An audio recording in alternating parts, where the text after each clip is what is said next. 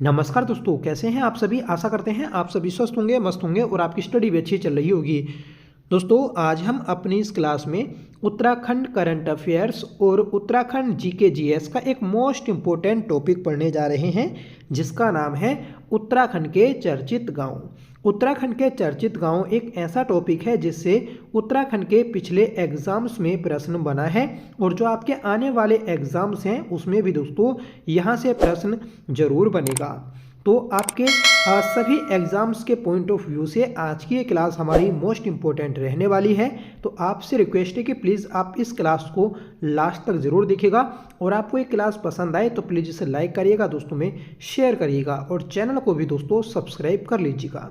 तो चलिए शुरू कर लेते हैं आज की अपनी इस क्लास को, जिसका पहला प्रश्न है, बताना है उत्तराखंड के किस स्थान को मिनी यूरोप के नाम से जाना जाता है। तो उत्तराखंड के धानाचूली गांव को मिनी यूरोप के नाम से जाना जाता है। ऑप्शन ए आपका सही हो जाएगा। धानाचूली ये दोस्तों नैनीताल में पड़ता है, याद रखें। समुद्र तल से लगभग 7000 फीट की ऊंचाई पर स्थित यह मुक्तेश्वर का निकटवर्ती स्थल है। ठंडी जलवायु, हरे भरे वन, सेब के बागान, पशु पक्षी आदि यहाँ आने वाले पर्यटकों को सम्मोहित करते हैं। मतलब दोस्तों यहाँ का जो नेचर है तो वह पर्यटकों को सम्मोहित करता है। इन विशेषताओं के कारण धानाचूली स्थानीय स्तर पर मिनी यूरोप के रूप में प्रसिद्ध है। ठीक है, आगे बढ़ेंगे और अगला प्रश्न है कि देश का 46वां कम्युनिटी रिजर्व या प्रदेश का पहला सामुदायिक संरक्षित क्षेत्र की स्थापना कहाँ की जाएगी। देखिए, देश का 46वां कम्युनिटी रिजर्व या राज्य का पहला सामुदायिक संरक्षित क्षेत्र ये जो बनेगा ये आपका बनेगा दोस्तों बोनगांव। सही आंसर है ऑप्शन डी। ठीक है, देखिए देश का 46वां कम्युनिटी रिजर्व जो बनेगा ये आपका बोनगांव बनाया जाएगा, जो कि धारचूला पिथौरागढ़ में स्थित है। अगला प्रश्न है, बताना है उत्तराखंड का मक्का गांव कौन सा है। देखिए, उत्तराखंड का मक्का गांव ये है दोस्तों सेंजी गांव, जो कि टिहरी गढ़वाल में पड़ता है। ऑप्शन ए आपका सही हो जाएगा। देखिए, सेंजी गांव जो है यहाँ पर दोस्तों मक्का की खेती एक बड़े स्तर पर की जाती है, जो कि पहाड़ी मक्का होती है। ठीक है, तो इस कारण इस गांव को मक्का गांव के नाम से जाना जाता है। आगे बढ़ेंगे और अगला प्रश्न है कि उत्तराखंड का लोन विलेज कौन सा है। देखिए, लोन विलेज के नाम से जो जाना जाता है ये आपका गंगी गांव टिहरी को जाना जाता है। ऑप्शन ए आपका सही हो जाएगा। आगे बढ़ेंगे और अगला प्रश्न है कि किन गांव को मशरूम उत्पादन के मॉडल गांव के रूप में विकसित किया जा रहा है। देखिए, मशरूम उत्पादन के मॉडल गांव के रूप में आदिबद्री, खेती और थापली इन तीनों गांव को स्थापित किया जा रहा है। सही आंसर हो जाएगा ऑप्शन डी, उपयुक्त सभी। ठीक है, तो मशरूम की खेती को बढ़ावा देने के लिए ये जो आपके स्थान हैं ये सभी गैरसैंण ब्लॉक में पड़ जाते हैं और इन्हें दोस्तों मशरूम उत्पादन के मॉडल गांव के रूप में विकसित किए जाने का काम किया जा रहा है। अगला प्रश्न है और बताना है कि किस जिले में स्थित वाइब्रेंट विलेज बगोरी प्रदेश का पहला मॉडर्न पर्यटन गांव बनेगा। देखिए, वाइब्रेंट विलेज बगोरी ये राज्य का पहला मॉडर्न पर्यटन गांव बनेगा और ये जो बगोरी गांव है ये आपका उत्तरकाशी में पड़ता है। सही आंसर हो जाएगा ऑप्शन ए।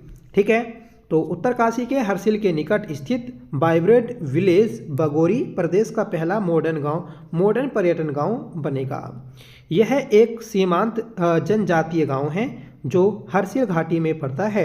1962 में भारत चीन युद्ध के दौरान सीमावर्ती गांव नेलंग तथा जादुंग को सेना द्वारा खाली कराया गया था। इन्हीं गांव के विस्थापित लोगों को बगोरी गांव में बसाया गया था। इस गांव में जाड़ भोटिया समुदाय के लोग निवास करते हैं और बगोरी एक सुंदर पर्यटक गांव है, इसलिए इस गांव को सरकार ने पर्यटक गांव भी घोषित किया है। इस गांव को स्वच्छता के लिए राष्ट्रपति पुरस्कार से भी सम्मानित किया गया, तो इसे भी आप याद रखिएगा। आगे बढ़ेंगे और बताना है कि हाल ही में किस जिले के मथोली गांव को बवारी विलेज की संज्ञा दी गई है। देखिए, बवारी विलेज की जो संज्ञा दी गई मथोली गांव को, तो ये विलेज आपका उत्तरकाशी में पड़ता है। सही आंसर हो जाएगा ऑप्शन बी। यहाँ पर हमने पढ़ा कि बवारी विलेज, तो ये आपका मथोली गांव है, और बवारी सम्मेलन जो हुआ था ये पौड़ी गढ़वाल में हुआ था। ठीक है, बवारी किसको बोलते हैं, तो ये दोस्तों पत्नी को बोलते हैं। ठीक है, उत्तरकाशी के चिन्याली सोण ब्लॉक के मथोली गांव को अब बवारी विलेज के नाम से प्रसिद्धि मिली है। इस गांव की महिलाओं को पारंपरिक भोजन बनाने, ट्रेकिंग गाइड बनाने, विलेज टूर कराने तथा होम स्टे संचालन कराने का प्रशिक्षण दिया जा रहा है। मतलब दोस्तों, जो एक गांव की इकोनॉमी होती है, उस इकोनॉमी को पूरी तरह से हैंडल जो कर रही हैं, तो वह गांव की महिलाएं कर रही हैं। ठीक है, इस कारण इस मथोली गांव को बवारी विलेज के नाम से जाना जाता है। आगे बढ़ेंगे कि सरपोली गांव को उत्तराखंड का मिनी जापान कहा जाता है। यह है किस जनपद में स्थित है। देखिए, सरपोली गांव जो कि उत्तराखंड का मिनी जापान है, ये टिहरी गढ़वाल में स्थित है। सही आंसर है ऑप्शन बी। ठीक है, सरपोली गांव सरपोली टिहरी जनपद की 11 गांव हिंदाव पट्टी का एक महत्वपूर्ण गांव है। यहाँ के अधिकांश लोग व्यवसाय के लिए जापान जा चुके हैं, इसलिए इस गांव को उत्तराखंड का मिनी जापान कहा जाता है। मतलब देखिए, एक तरीके से हम कह सकते हैं कि यहाँ के लोग पलायन कर रहे हैं। ठीक है, विदेश में जा रहे हैं या फिर उत्तराखंड को छोड़कर अन्य किसी राज्यों में काम के सिलसिले में जा रहे हैं। तो इस कारण इस गांव से अधिकतर जो लोग गए तो वह जापान गए हैं, तो इसलिए इसे उत्तराखंड का मिनी जापान कहा जाता है। आगे बढ़ेंगे और बताना है कि राज्य के किस गांव को फिट इंडिया गांव के रूप में विकसित किया जा रहा है। देखिए, फिट इंडिया गांव के रूप में जो आपका विकसित किया जा रहा है, तो ये है दोस्तों सरकोट गांव चमोली। ठीक है, सरकोट गांव ये चमोली में पड़ता है, याद रखें, जिसे फिट इंडिया गांव के रूप में विकसित किया जा रहा है। अगला प्रश्न है कि पनीर विलेज या पनीर गांव के नाम से जाना जाता है। तो उत्तराखंड का रोतू की वैली जो कि टिहरी गढ़वाल जनपद में स्थित है, इसे पनीर विलेज या फिर पनीर गांव के रूप में विकसित किया जा रहा है। देखिए, क्यों आपका बोला गया इसे, तो यहाँ के जो लोग हैं तो वह अधिकतर पनीर बनाने का कार्य करते हैं। मतलब पनीर का उत्पादन करते हैं और उसे मार्केट में सप्लाई करते हैं। तो इस कारण इस गांव को पनीर गांव के नाम से जाना जाता है। गांव का नाम याद रखिएगा, रोतू की वैली। ठीक है, और 1980 में पहली बार कुंवर सिंह पवार ने यहाँ पर पनीर बनाने का कार्य किया था, और तब से दोस्तों यहाँ के सभी लोग या फिर जितने भी 250 परिवार हैं, ये सभी आपके पनीर बनाने का कार्य करते हैं। ठीक है, अगला प्रश्न है कि हाल ही में किस जिले के भोगपुर गांव को संस्कृत गांव के रूप में विकसित करने की घोषणा की गई है।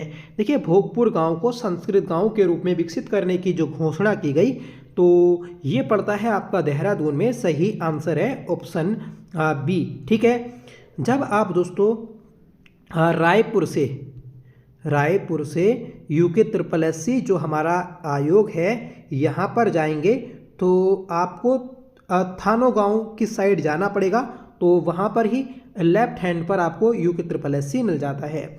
जब आप उससे 15-20 किलोमीटर आगे चलेंगे तो थानो गांव आएगा, और थानो गांव को दोस्तों लेखक गांव भी कहते हैं। उत्तराखंड का लेखक गांव या फिर भारत का पहला राइटर विलेज। ठीक है, तो वहाँ पर ही आपको एक साइन बोर्ड देखने को मिल जाएगा जो कि भोगपुर गांव का है।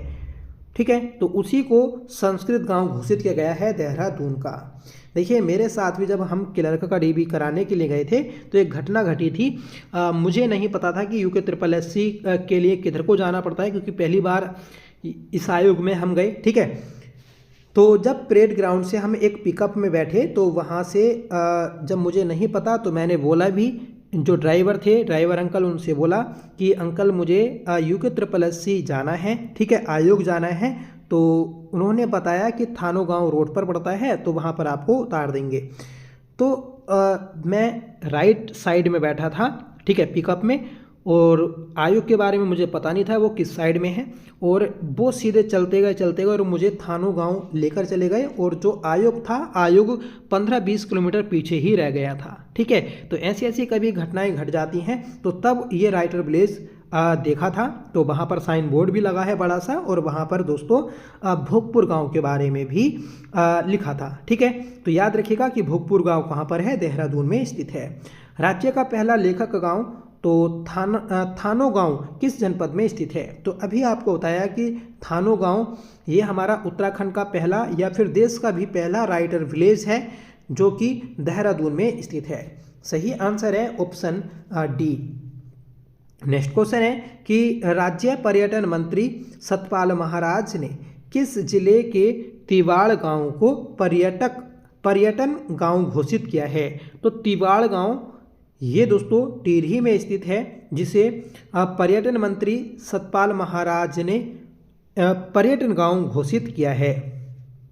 नेक्स्ट क्वेश्चन है, और बताना है कि राज्य के किस गांव को मधु गांव के रूप में विकसित किया जा रहा है। मधु गांव ये दोस्तों आपका मधुमक्खी के पालन के कारण मधु गांव घोषित किया गया, और इस गांव का नाम है जोलीकोट। जोलीकोट नैनी झील का प्रवेश द्वार है, और यहाँ पर ही दोस्तों राज्य में सर्वप्रथम मधुमक्खी की खेती शुरू की गई थी, या फिर मधुमक्खी पालन का कार्य शुरू किया गया था 1938 में। नेक्स्ट क्वेश्चन है कि पिथौरागढ़ के किस गांव को पर्यटन गांव के रूप में विकसित किया गया है। देखिए पर्यटन गांव ये आपका पिथौरागढ़ का जो है, तो इसका नाम है सरपोली गांव, सरमोली गांव, ठीक है। और सरपोली टिहरी में था।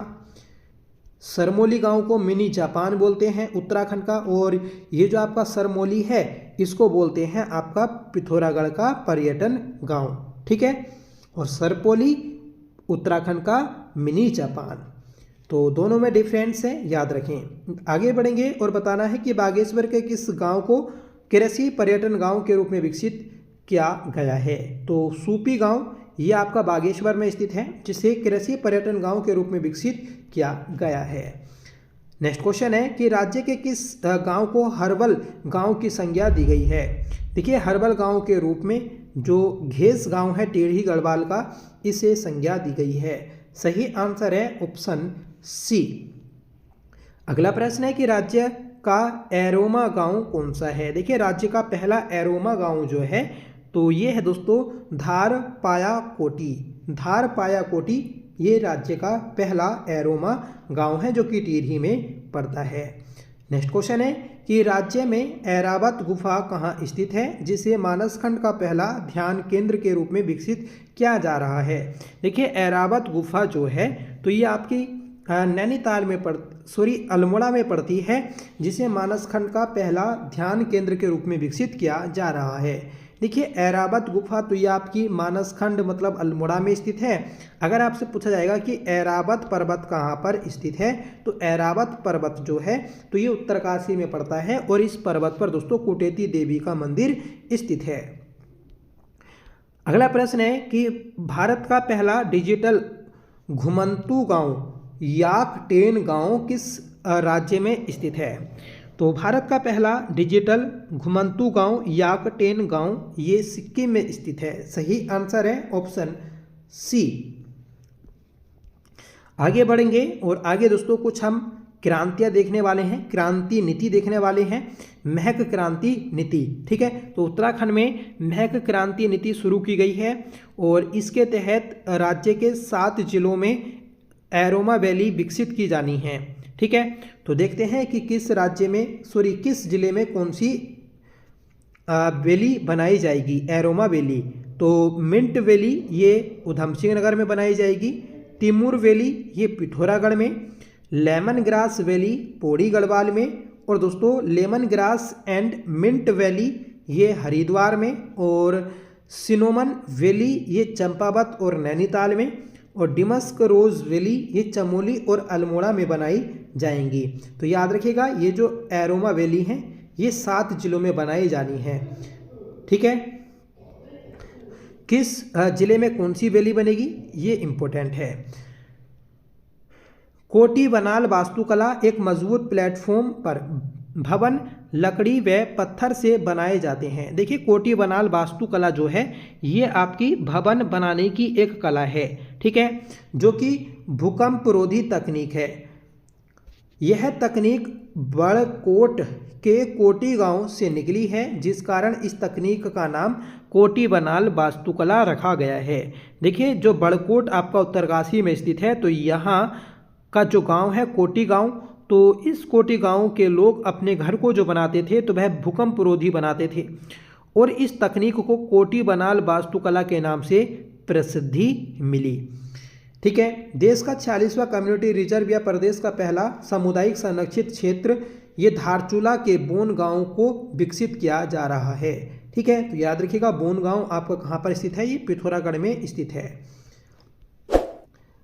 पाइन सेमेट्री अंग्रेजों का कब्रिस्तान, तो नैनीताल से मात्र 4 किलोमीटर की दूरी पर पाइन सेमेट्री स्थित है। इसे केला खान सेमेट्री भी कहा जाता है। सन 1880 में जब नैनीताल में विनाशकारी भूकंप आया था तो उसमें बड़ी संख्या में अंग्रेज मारे गए थे।